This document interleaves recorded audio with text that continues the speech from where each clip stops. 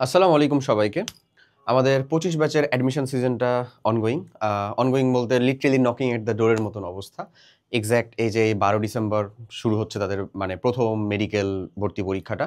প্রথম না, আরও কিছু আর কি আগে অলরেডি হয়ে গেছে অনেক আলাদা আলাদা ডিপার্টমেন্টের। হোয়াটএভার, আলটিমেটলি যেগুলো টার্গেটেড পরীক্ষা সেগুলো জাস্ট বোধহয় আর ৭ দিন ১০ দিন এই রেঞ্জের ভিতরেই হয়ে আসছে। অলরেডি সবাই ফাইনাল মডেল টেস্টও দেওয়া শুরু করছে। আজকে আমি তোমাদের সাথে খুব গুরুত্বপূর্ণ আরেকটা টপিক নিয়ে আসলে আসছি কথা বলতে। সেটা হচ্ছে তুমি তোমার পরীক্ষার মধ্যে মাইনাস মার্কিংটা কিভাবে কমাতে পারো, সেটার জন্য ইফেক্টিভ ৫টা উপায় বলার চেষ্টা করব আমি। হ্যাঁ, তো আসলে একটু আইরনি করার জন্য বা তুমি আসলে যে টেন্সটা আছো সেই টেন্স থেকে আসলে একটু মানে চিল দেওয়ার জন্য বলো বা একটু শক দেওয়ার জন্য একটা এখানে মিম রাখার চেষ্টা করছিলাম। সেই মিমটা কেমন সেটা তো তুমি বুঝতেছোই। মিমটা হচ্ছে যে আরে নিচের কোনটি সত্য, আরে এটা তো ক নাম্বারেই উত্তর, ক নাম্বারেও একটা সত্য অপশন দেওয়া, খ নাম্বারেও একটা সত্য অপশন দেওয়া, সবই দেওয়া, ক নাম্বারই উত্তর দাদা। ৪৫ সেকেন্ড আছে মাত্র সময়, হ্যান্ড ক্যালকুলেশনে একটা পেরিয়ে গেছি। ওএমআর দাগিয়ে এটা গিয়ে পরে তোমার মনে পড়বে যে এক্সামের শেষে মানে কোশ্চেনের শেষে ৭০-৯ লেখা ছিল, তুমি আসলে ৯টা পড়ো নাই, পড়তে পারো নাই তাড়াহুড়াতে। তুমি কোশ্চেনটা এতটা কমন পাইছো, এতটা হচ্ছে হুবহু লাগছে তোমার কাছে, তাড়াহুড়াতে তুমি আর পারো নাই। আর বিটকেল মার্কা যে কোশ্চেনটা বানাইছে তারা বা ওনারা চেষ্টাই করছে যে প্রথমেই যেন ভুল উত্তরটা যেন প্রথমেই তোমার চোখে পড়ে, প্রথমেই ধরে যেন তুমি কটা দাগাও। দাগিয়ে দেওয়ার পরে বুঝতেছো যে কাম তাগাম করে ফেলছো। এই যে ট্রমাটা খাবা যদি একবার এরকম এক্সাম হয়, জাস্ট তুমি নিজেকে একটু কল্পনা করে দেখো, যে ট্রমাটা খাওয়া ভাইয়া, এই ট্রমাতেই তুমি কাইন্ড অফ পরীক্ষাতে হেরে গেছো। এই ট্রমা থেকে 80% থেকে 90% মানুষজন আর রিকভার করতে পারে না একটা জানা জিনিস ভুল করার পরে। হ্যাঁ, কিছু মানুষজন আছে যারা হচ্ছে এটাকে তারপরেও কোনো মতন আর কি ওই যে হজম করে নিয়ে হলেও হচ্ছে যে একটু আগানোর চেষ্টা করে দেখে। বাট এই একটা ট্রমা একেবারে খাইলে মামা একেবারে একেবারে যাকে বলে শেষ। যাক, আসো আমরা দেখি যে আমরা কিভাবে খুব ইফেক্টিভ ওয়েতে কি করতে পারি, যে যত সকল আমাদের মানে মাইনাস মার্কিং কমানোর যে উপায়গুলো, তুমি কিন্তু অলরেডি অনলাইনে হোক অফলাইনে হোক ফাইনাল মডেল টেস্ট দিচ্ছ।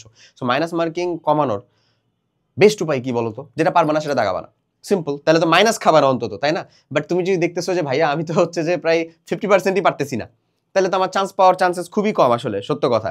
বাট টু বি অনেস্ট, যেটা আসল বিষয় সেটা হচ্ছে তোমার যদি প্রিপারেশন অপটিমাইজড হয়, অপটিমাইজড প্রিপারেশন থাকলে, অপটিমাইজড প্রিপারেশনে যদি তুমি 50% পারো বা 50% আপ পারো, তার মানে এটা আসলে মোরলেস সবাই 50% বা তার আপ পারতেছে, যেহেতু তোমার প্রিপারেশনটা টু বি অনেস্ট মানে আসলে অপটিমাইজড প্রিপারেশন মানে সবার প্রিপারেশন কাইন্ড অফ তোমার কাছাকাছি বা তোমার সমান বা তোমার থেকে একটু কম বেশি, এই তো এই অবস্থা।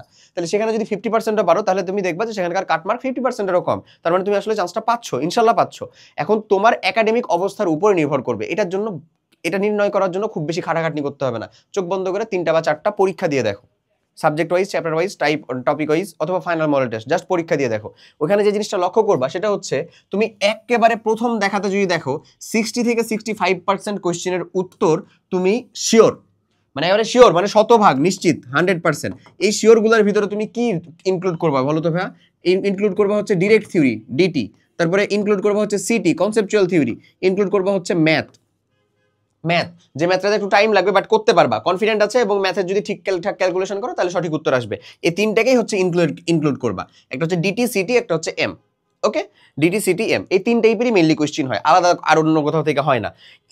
এগুলার ভিতর থেকে যদি তুমি অন অ্যান এভারেজ দেখো যে 60 থেকে 65% তোমার জন্য শিওর কমন মানে নিশ্চিত, তার মানে তোমার প্রিপারেশন সত্য কথা হচ্ছে অপটিমাইজড।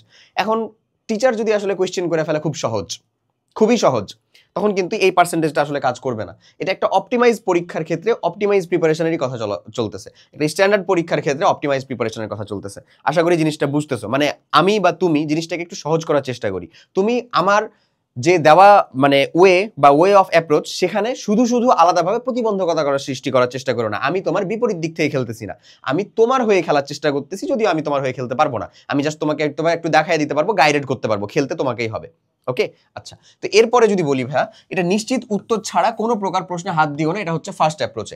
নিশ্চিত প্রশ্নের উত্তর যদি 65% হয়ে যায়, তার মানে ধরো 100টার ভিতরে 65টা তুমি কারেক্ট দেখাইছো, 100 মার্কের মধ্যে 65 মার্ক তোমার জন্য কমন বা কারেক্ট, তার মানে কিন্তু তুমি লিটারালি ঢাবিতে চান্স পেয়ে গেছো, ডিউ ক্র্যাক, সত্য কথা। 100-র ভিতরে তুমি যদি 65 পাও আর তোমার যদি জিপিএ 20 থাকে, 85 টোটাল মার্ক, ইনশাল্লাহ ক্র্যাকড, ইনশাল্লাহ। বাট তুমি আসলে এর থেকে বেশি পাবা কেন আমি বলি, কারণ তুমি যে কারেক্ট দেখাইছো না, এটা তো এমসিকিউ এর জন্য বলতেছি। সো এমসিকিউ এর টার্গেটটা যদি করো, এমসিকিউ তো 60টা 60টা এমসিকিউ এর ভিতরে তুমি 65% মোটামুটিভাবে কমপ্লিট করতে পারছো, বাকি রিটেন যদি যোগ করো দেখবে এটা 70 থেকে 80 প্লাস 80-র কাছাকাছি চলে যাচ্ছে। তাহলে যদি ওই মার্কে যায় তাহলে তুমি ঢাবিতে টপ করবা ইনশাল্লাহ, ইনশাল্লাহ। ওকে, আচ্ছা এরপরে আসো ভাইয়া, তারপরের আমাদের অ্যাপ্রোচটা কি হবে? আমরা যখন হচ্ছে এই যে তোমাকে আমি 3 টাইপের কোশ্চেনের কথা বললাম, একটা হচ্ছে ডিটি, একটা হচ্ছে ভাইয়া সিটি, আর একটা হচ্ছে এম। সো এইখানে সব মানে এই যে মধ্যস্থতাকারী যে জায়গাটা না, এটাই হচ্ছে তোমার আসল হাতিয়ার, সত্য কথা, আসল হাতিয়ার। এখানে উত্তরটা হয় হচ্ছে হ্যাঁ বা না, মানে আইদার তুমি থিওরিটা জানো তার মানে পারলা, আর অথবা তুমি থিওরিটা জানো না তাহলে তুমি পারলা না, তাহলে এখানে উত্তর লিটারালি হ্যাঁ বা না। আর ম্যাথের ক্ষেত্রে হিসাবটা হয় হচ্ছে যে তোমাকে ম্যাথ পারা লাগবে, ম্যাথ পারা লাগবে, তাও আবার হচ্ছে শুধু ম্যাথ পারলেই হবে না, সময়ের মধ্যে পারা লাগবে, সময়ের মধ্যে সঠিক ক্যালকুলেশন, সময়ের মধ্যে সঠিক ক্যালকুলেশন করে পারা লাগবে। তাহলে শুধু ম্যাথ পারলেই হবে না, ক্যালকুলেশন করে পারা লাগবে। সেই জিনিসগুলো আমাকে বোঝা লাগে। সো সব থেকে বেশি আমার জন্য ইম্প্যাক্টফুল বা আমার মার্ক উঠানোর জন্য সব থেকে জরুরি যে জিনিসটা সেটা হচ্ছে কনসেপচুয়াল থিওরি। কনসেপচুয়াল থিওরি জিনিসটা কি?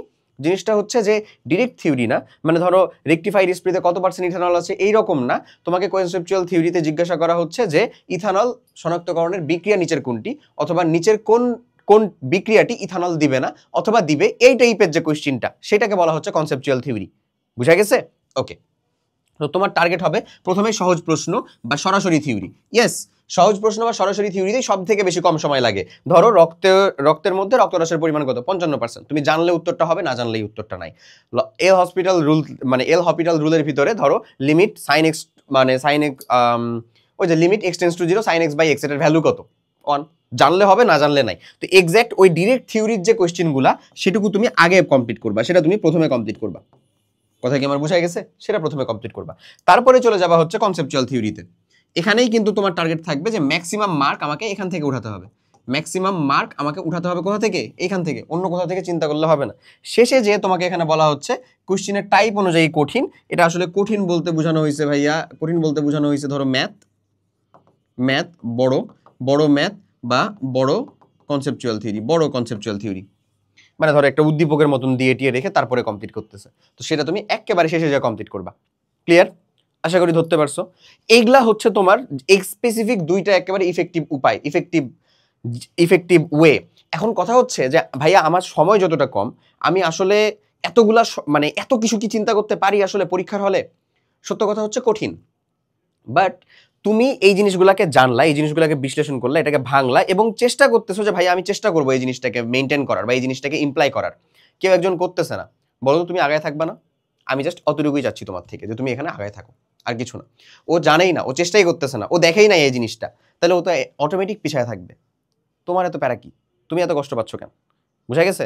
ওকে, এরপরে আসো ভাইয়া, জানা জিনিস ভুলের গ্লানি নয়, তারপরে অসত্য। এই যে নয় অসত্যর কথা বলতেছি আমি লিটারালি আলাদা, আর জানা জিনিস যেটা ভুলের গ্লানি, মানে তুমি একটা জানা জিনিস, যে এরকম টাইপের জানা জিনিসে একটা ভুল করে ফেলছো, এই জিনিসটার ভুলের গ্লানিটা পরীক্ষা হলে মেনটেন করা এত সহজ হয় না। তবে আজকে আমি তোমাকে একটু উপায় বলি যেটা দিয়ে আসলে সহজ করতে পারবা, এবং উপায় শুধু না, আমি আমার নিজের পরীক্ষার হচ্ছে যে ঘটনাও বলবো। শোনো, জিনিসটা হচ্ছে এরকম, জানা জিনিস ভুলের গ্লানি মানে ধরো 2-এর ক দিতে যে তুমি 3-এর কতে দাগায় দিছো, এটাও তো একটা ভুল, প্রবাবলি ভুল, কারণ 3-এর ক উত্তর নাই হইতে পারে, হইতেও পারে, বাট চান্সেস তো খুবই কম, নাই হইতে পারে, 3 তো অন্য কোয়েশ্চেন। এখন এই জিনিসটা তুমি এই যে একটা ভুল করে বসছো, জানা জিনিস দুইটাই ধরো পাত্তা, কষ্ট লাগবে না? হিউজ পরিমাণে লাগবে। বাট বিলিভ মি, ওই একটা প্রশ্ন, এটা যদি আসলে অনেক প্রশ্ন হয়ে যায় তাহলে আসলেই কিছু করার নাই, বাট ওই একটা প্রশ্ন ইনশাল্লাহ, ওই ভুলটাই আসলে তোমার জন্য বোধহয় আশীর্বাদ স্বরূপ, এটা মনে করেই তুমি হচ্ছে সামনে আগাও। এটা অনেক কষ্টকর, অনেক কঠিন, বাট সম্ভব, অসম্ভব না। এবার তাহলে হচ্ছে যে ঘটনাটা শুনে ফেলো কিরকম ভাবে সম্ভব হয়েছিল।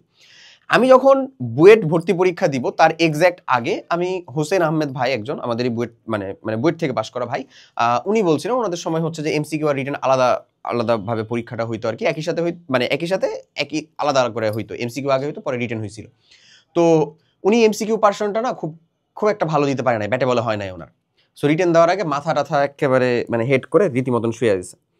তারপরে একজন স্যার, হল গার্ডের যে স্যার ছিলেন, ওই স্যার হচ্ছে এসে ওনার মাথায় হাত বুলিয়ে দিয়ে বলছেন, বাবা কি হয়েছে তোমার হয়তো এখনো সময় বাকি আছে, আরেকটা হচ্ছে অ্যাক্সেলারেট করো, ইনশাল্লাহ পারবা, যাও হাত মুখ ধুয়ে এসো।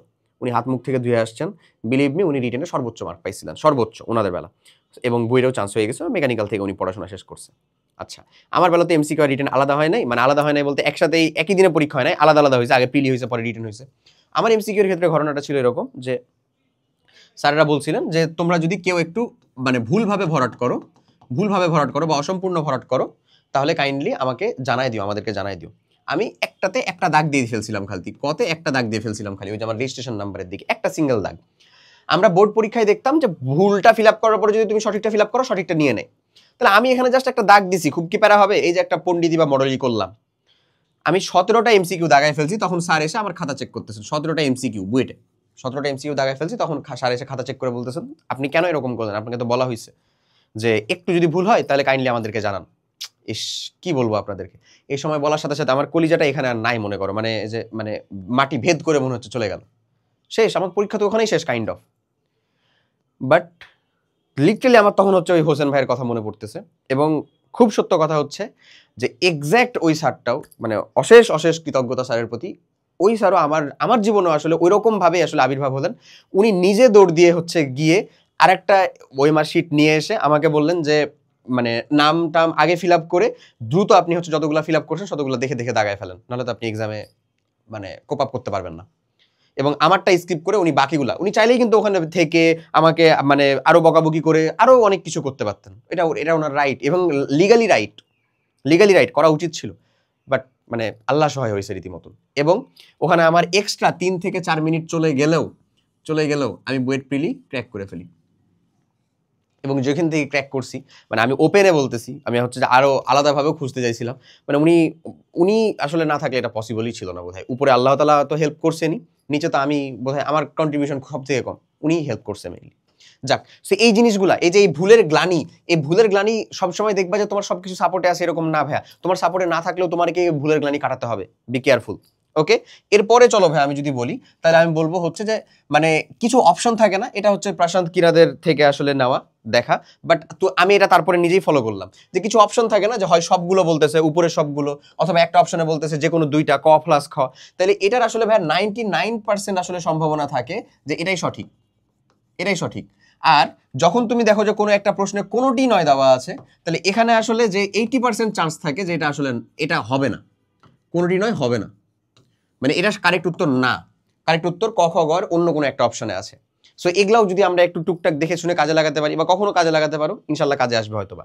এবং ওএমআর এর ব্যাপারে খুবই কেয়ারফুল, এই যে ওএমআর এর ব্যাপারে কেয়ারফুলের কথা আমি আগেই বলে দিছি, এখন আরেকটা জিনিস খালি টেনে দিই। ধরো হচ্ছে যে তুমি আসলে 3 স্কিপ করছো, চার দাগাইতেছো, বাট তুমি আসলে ওএমআর এ ফিল আপ করলা হচ্ছে 3-এর ক, যে সব দাগায় শেষ করে দেখতেছো তোমার ওখানে 25টা উত্তর করা শেষ, বাট এখানে 25টা এখনো ফাঁকা। একেবারে মানে কি বলবো, আত্মা ওই যে জিহ্বা সহ আত্মা বাইরে হয়ে চলে আসবে এরকম একেবারে। তখন তো আর হাতে করার কিচ্ছু নাই, তখন তো স্যার চাইলেই হচ্ছে যে নাও দিতে পারে তোমাকে। সো ওএমআর এর ব্যাপারে বি কেয়ারফুল, ওএমআর এর সাথে সাথে করে মিলায় রাখবা। মানে তুমি খালি তোমার চেষ্টা করবা, অল ইজ ওয়েল তো বলতেছো হার্টে, অল ইজ ওয়েল বলতেছো, no issues, all is well বলার সাথে সাথে তুমি খালি চেষ্টা করবা যে হচ্ছে যে আমায় কিন্তু এটা মিলাতে হবে। হ্যাঁ, মানে আমি তো মানে আমার ব্রেইন তো হচ্ছে যে একেবারে টু বি অনেস্ট মানে ফাংশনালিটির পিক পর্যায়ে আছে, বাট সাথে সাথে আমাকে এটাও মিলাতে হবে যে আমি যেন ওএমআর এর মানে সেট কোড থেকে শুরু করে সব কিছু যেন ফিল আপ করি, কুল সবটা যেন ফিল আপ করি, রেজিস্ট্রেশন যেন ঠিক মতন ফিল আপ করি, মানে কোয়েশ্চেনের 1 ওএমআর এর 1-এর সাথে যেন দাগাই, কোয়েশ্চেনের 23 ওএমআর এর 23-এর সাথে যেন দাগাই, এতটুকু কেয়ারফুল থেকো ইনশাল্লাহ। তাহলে তুমি তোমার মাইনাস মার্কিংগুলো থেকে যতটা বললাম ততটুকু যদি কমপ্লিট করতে পারো, বিলিভ মি তুমি যতটুকু মাইনাস মার্কিং খাইদা তার 50% ইনশাল্লাহ রিডিউস করতে পারবা। এই তো এতটুকুই। সো এই যে আমাদের একটা ঢাবি ক কোয়েশ্চেন ব্যাংক সলভিং প্রোগ্রাম আছে, যেখানে শুধুমাত্র ঢাবি কয়ের বিগত বছরের সকল কোয়েশ্চেন মানে subject wise, chapter wise, type wise আসলে সলভ করে দেওয়া আছে। আসলে সময় খুব কম, স্টিল তোমার যদি আসলে কোনো চ্যাপ্টারের কোনো অংশ দেখার প্রয়োজন হতে পারে তাহলে তুমি যুক্ত হতে পারো, বাট সময় খুব কম, এই সময়টাতে নিজে পড়ো, এটাই বলবো আমি, নিজে প্র্যাকটিস করো। আমাদের হালকস্টা ইউনিভার্সিটি এই ইউনিট থেকে অনেক মানুষজন প্রস্তুতি নিচ্ছে, তাদের জন্য আশা করি আজকের এই গাইডলাইনটা অনেক বেশি উপকারী হবে। সো তুমি তোমার ভার্সিটি একেবারে শেষটাকে যদি ধরতে চাও, পরেরগুলোকে টার্গেট করতে চাও, তাহলে কিন্তু তুমি চাইলে আমাদের ওই হালকস্ট্রাইকের সাথে যুক্ত হতে পারো। মানে ঢাবি কর জন্য তো আসলে সময় খুব বেশি নাই, এরপরে ধরো গুচ্ছ ইউনিভার্সিটি নিয়ে চিন্তা করতেছো তখন। সবাই অনেক অনেক ভালো থাকো, আশা করি জিনিসপত্রগুলো সব ক্লিয়ারলি বুঝতে পারছো।